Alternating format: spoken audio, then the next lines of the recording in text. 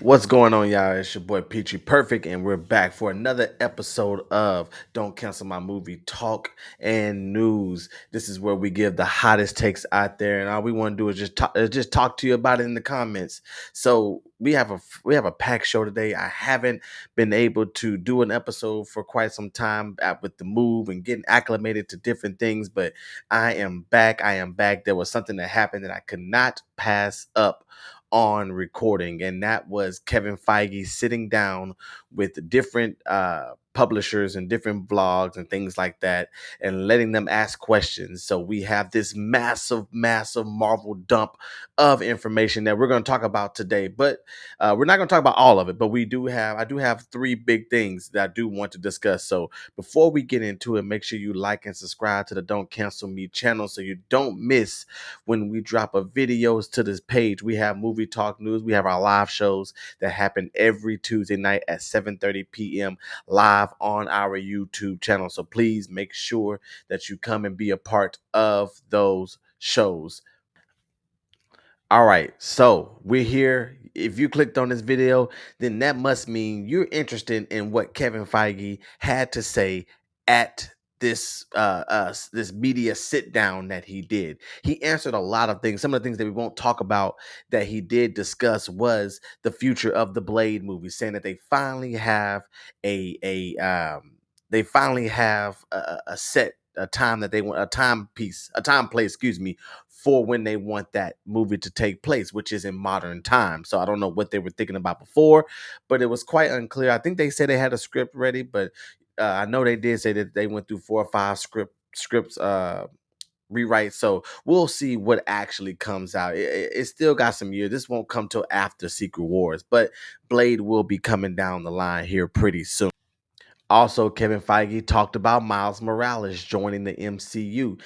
Kevin Feige said that right now they're not allowed to touch it. This is most likely due to Sony's contract with the Spider-Man characters, as such as Miles Morales, that they want to finish their animated series first before they bring him into the MCU. So I'm sure they're gonna cut a deal that was similar to what they did for Tom Holland's Spider-Man, and really Tobey Maguire and Andrew Garfield as well. But for the most part, the deal that they cut with Tom Holland Spider-Man probably will be a similar deal that they will do with Miles Morales, but they want to get the animated movies out first, which is, Beyond the Spider-Verse, Into the Spider-Verse, and all that good stuff. So once they get that out the way, then they'll be able to bring Miles Morales to the MCU.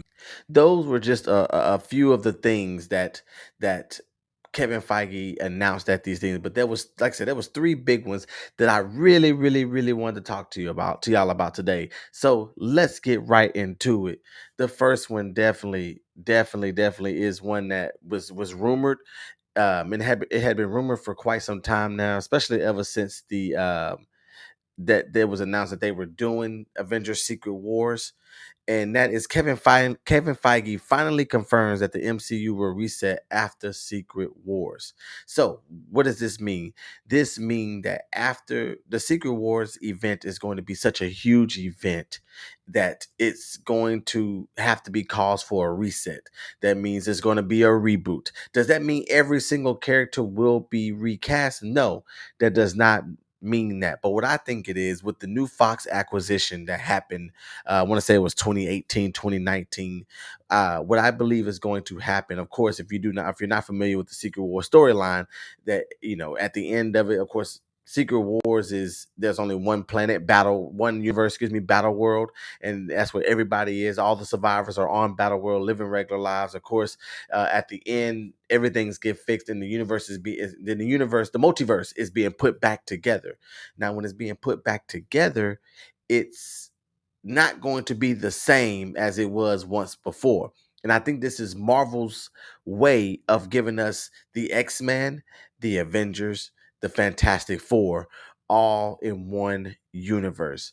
It's the perfect plan. When as we already know from set leaks and other things like that, of course, just the nature of the story that's being told, different characters are going to come from different parts of the multiverse. Of course, we have Monica Rambeau, who is stuck in the X-Men universe, as we seen at the end of the Marvel. Spoiler, I'm sorry if you didn't get to see that movie yet, but that's on you. But Monica, at the end of that movie, Monica Rambeau wakes up where she sees a variant that looks like her mother, which is the binary character in that X-Men universe. How do we know that? We see Mr. Beast, and he says, "I gotta tell Charles." So we know there's a Charles Xavier over there. So we believe that won't be our last time seeing these particular characters. So with the X-Men being in their universe, of course, this week we have the new Fantastic Four movie coming out. Now, why is that important? That movie is set in a different universe as well. Of course, spoiler alert once again, if you have not seen the end of the movie Thunderbolts, I'm gonna give you a second to pause it or to fast forward. I'm gonna give you three, two, one. If you haven't seen the end of Thunderbolts, the post-credit scene of Thunderbolts is a Fantastic Four ship coming into the atmosphere, and of course, nobody knowing where the ship is coming from. So as we all know, that ship, they must be coming from the Fantastic Four. Somebody's coming from the Fantastic Four universe, because you clearly see the logo on the side of the ship, and we do know that there is no Fantastic Four in our universe. So bringing all these people, everybody's going to be in Earth's universe 616, which is our main MCU timeline. Of course, bringing everybody together to defeat the mega villain in Doom. Things are not going to go the way that they want to go. So, of course, at the end of all this, they're going to lose. They're going to get destroyed. Universe is going to destroy. And of course, like every superhero story, they end up winning, putting the pieces back together. But just like if you break a glass and then pick up all the pieces and glue it together, it'll never be the same. But for us as fans, it'll be our opportunity to get all the three major comic book teams into one universe. So we will truly have one amazing comic book universe. And you can't ask for anything better than that, if you ask me. I think I believe in the stories that they'll be able to tell. We for 20 years we've seen, or almost 20. Has it been 20? For almost 20 years, we've seen how many stories can be told with just a select amount of characters. Now, of course, deals had to be made, like Spider-Man and Sony and Spider-Man with the MCU. Deals had to be made, like Universal with the Hulk. They cannot make a solo Hulk movie, but they were able to use the Hulk in other projects. They just wasn't able to have a self-titled film with the Hulk's name. So that's why you saw him in Thor Ragnarok. That's why he was a character in all these other movies, because he wasn't able to have his own movie. So of course deals had to be made, but for the most part, we had a core group of characters. You had Iron Man, Captain America, Black Widow, Hawkeye, Sam, Nick Fury, um, Thor, and Hulk. I don't know if I said Hulk, but Thor and the Hulk. You had these core group of characters where they were able to build out these 20 years of movies. Now, I'm not saying it was just them. Of course, we had other characters. We had Carol Danvers. We've had uh, um, the Guardians of the Galaxy. We had different characters that was there as well, but it started from this core. Now imagine what they can do after the reboot. The X-Men stories that can tell, the Fantastic Four stories that they can tell, the way that these groups interact with one another. There's going to be conflict. Everybody's not going to be under the same umbrella as the Avengers. That's not how it's going to go. So um, we'll have to see. But I do like the idea of a reboot. Also, with this reboot, I know one of the things Kevin Feige said in his article was that Iron Man and Captain America, characters like that will be recast. And the example that he gave is like Superman. Superman was Henry Cavill, and then of course, I can't think of. I just had the guy's other David Cornsweet or something like that. He is now the new Superman, who did an amazing job. So Kevin Feige was saying something really similar is going to happen when it comes to Iron Man and Captain America as well. So we'll have new versions of the characters moving forward in the storyline, but they won't be a major focus anyways. So the focus is going to be the Fantastic Four, and the focus is going to be the X-Men, and of course more of the cosmic underworld, uh the cosmic magic side of things, which is going to be awesome, which is where, what we talked about earlier, the Blade movie comes in. So that's how I'm excited. I'm really, really, really excited to see the future of the Marvel universe. I mean, you tell me, what are you looking forward to? What are you looking forward to in the after the reboot, after they have all these great teams together? Is there any great comic book story arcs that you'll be willing to see on screen? Please let me know in the comments below. Are you excited about that? Do you think Marvel should just cut it and be done after Secret Wars and just call it a day? But we do know that the new X-Men movie is coming, and we do know Fantastic Four will get a sequel because it's already uh, off to a great start to break box office records. So we'll see how it goes. But that's the biggest thing when it comes to all of this. So money.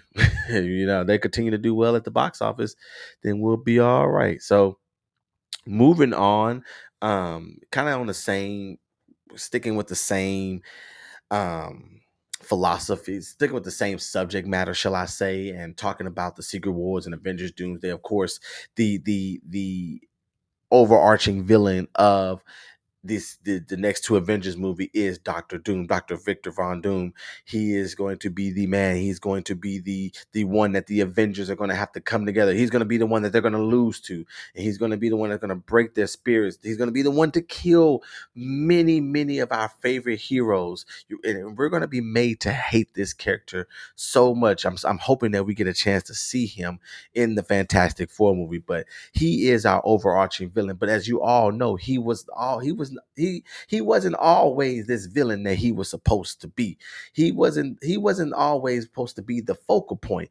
Of course, when this post Endgame saga got started, it was supposed to be Jonathan Majors and his version of Kang the Conqueror, or He Who Remains, or Victor Timely, or Rama Tut, or the Scarlet Centurion, whoever he was going to be, the millions and millions of versions of Kang that showed up at the end of Ant-Man and the Wasp: Quantumanium.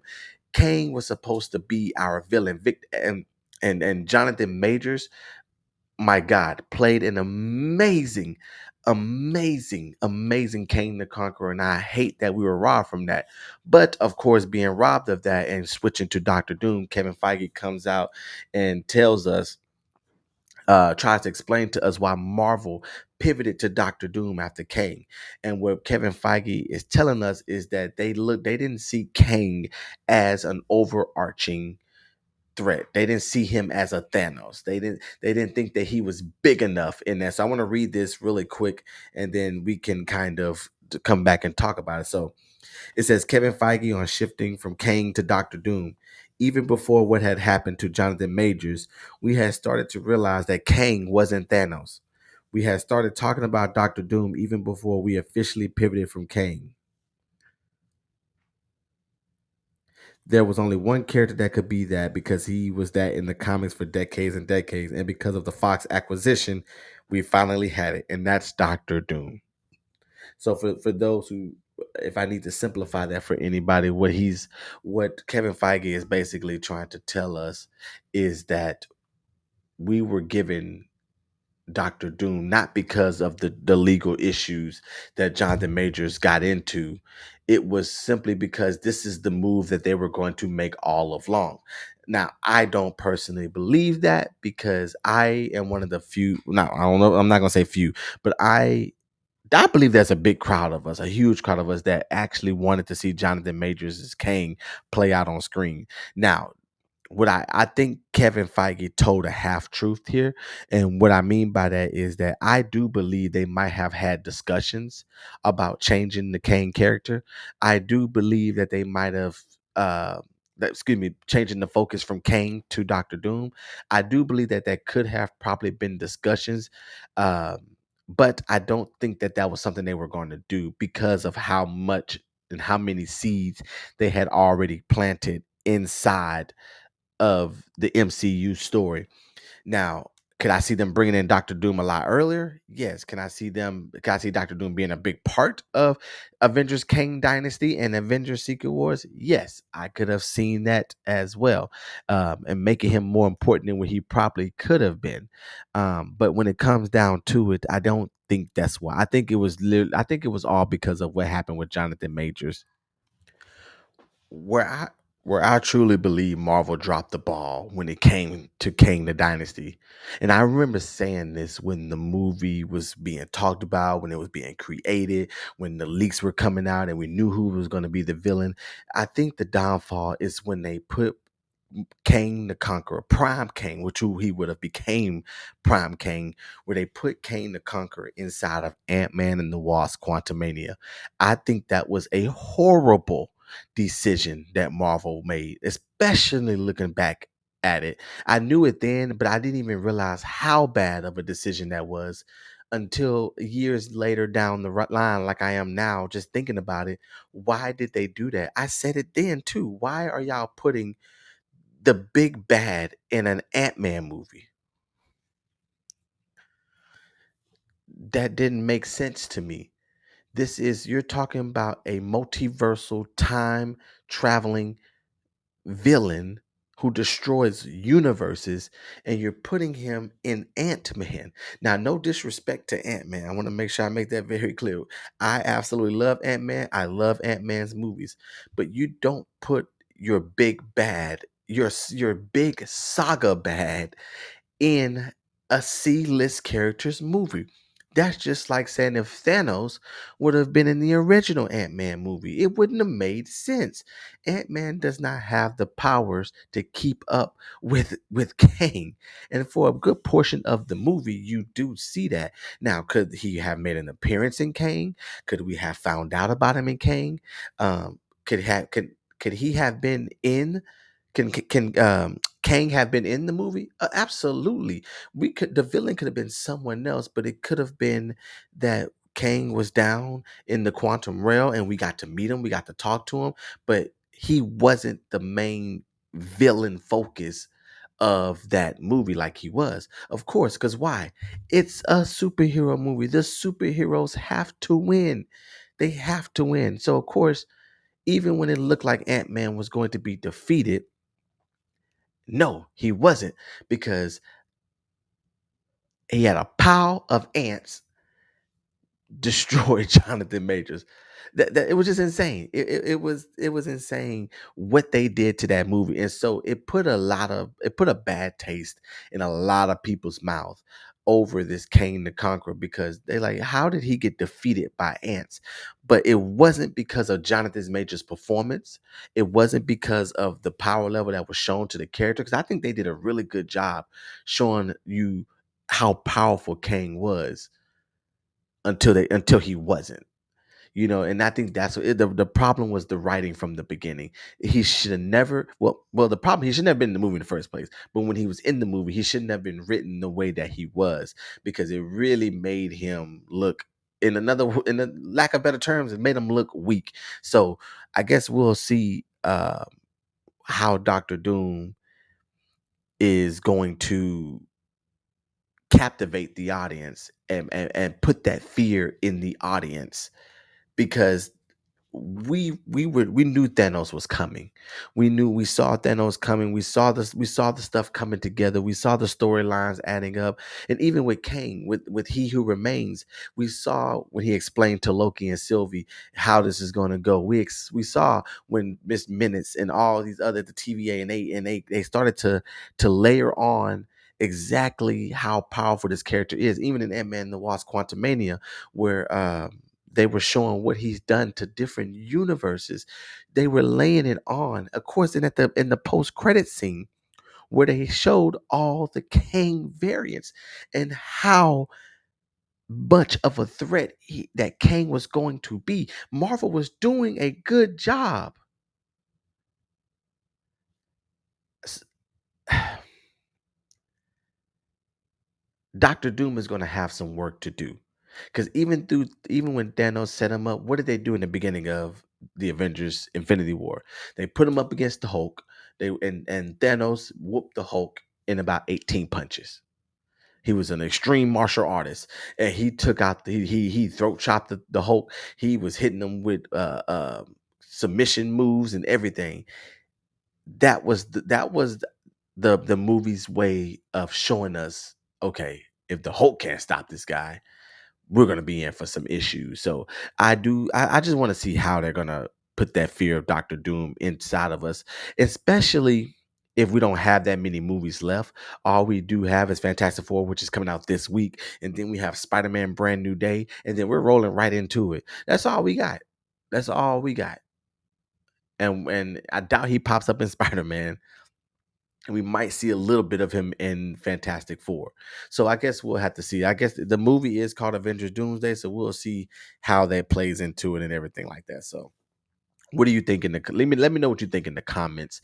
Do you believe Kevin Feige saying that they was going to pivot to Doctor Doom anyways? I do you believe it? Do you? If you do, let me know in the comments why. Why do you believe what Kevin Feige is saying? And do you think Kang would have been a perfect villain for this saga and save Doctor Doom for phases 7, 8, and 9, and that's in that side of it? So just let me know what you think in the comments, please, below.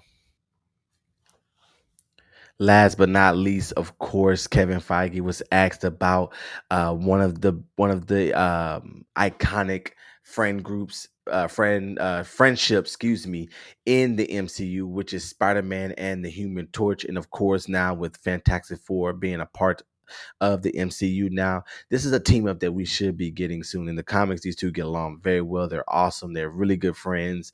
The abilities of both of these guys, to see these two in I think that we're going to get a moment with these two in one of the Avengers movies. And I think this is going to be the start of their friendship. But when I saw this, I said, oh, yeah, this is going to be pretty dope. Spider-Man Brand New Day comes out next July. And Kevin Feige did say it's going to be a street level movie. Of course, as those of us who follow along, we do know that John Berthnall's Punisher will be in this movie. We also know that Mark Ruffalo's Hulk will be in that movie. So it is as street level as it is. We still got some heavy hitters that's going to be in this movie. And of course, the actress Sadie Sink, I believe she's one that plays Max on Stranger Things. She's also been casted, but we don't even know what her role is going to be. A lot of people want it to be Mayday Parker, which is the daughter of Peter Parker, but they wanted to be the Peter Parker, Tobey Maguire's version of Peter Parker, because he did mention that he had a daughter. So because I do think eventually, as grounded as Spider-Man is going to be, they're going to have to blow it up somehow to make it this big multiversal movie by the end, because this movie takes us directly into Avengers Doomsday. So yep. Okay. 2 hour and 15 minute movie. 2 hours is going to be street level, but the last 15 minutes going to probably have some multiverse elements to it.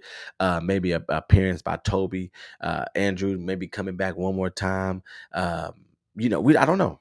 I don't know, but of course, this Spider-Man and Human Torch, this multiverse opens up for the awesome team ups. Not only this team up, but other team ups too. Let me know in the comments, what other team ups do you think what other team ups are you excited to see? I know it would be really nice to see a Reed Richards and Tony Stark variant going at it. So I think that's going to be pretty cool to see that. And I think that's the cool thing about this multiverse saga. It might not be as big of a story as the Infinity Saga is, but the amount of nerdisms that we're going to get just by seeing all of our favorite characters interact. Shang-Chi interacting with Cyclops, and Beast interacting with Mark Ruffalo, like all these, Professor Xavier talking to Nick Fury. I'm just making up some stuff, but I think all of this is going to play a very, very big part of hyping this movie up. We're gonna see pairings that we thought we would never see. And for those of us who's been keeping up with this Marvel news and Marvel and the MCU for years, we always wanted to get to this point. And so that's why I'm excited for Avengers Doomsday, Avengers Secret Wars. I don't think it's gonna be a better movie, so say, than Endgame and Infinity War. But I do think it's going to be some great, great fan service, because anything is on the table. anything is on the table, no matter what was created that has the Marvel tag in it, no matter what comic book, no matter what video game, that's very important.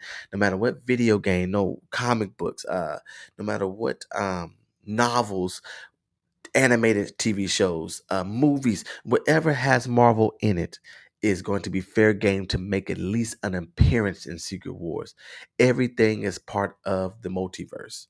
Everything. So it's going to be exciting to see. And I cannot wait to see team ups like Spider Man and the Human Torch.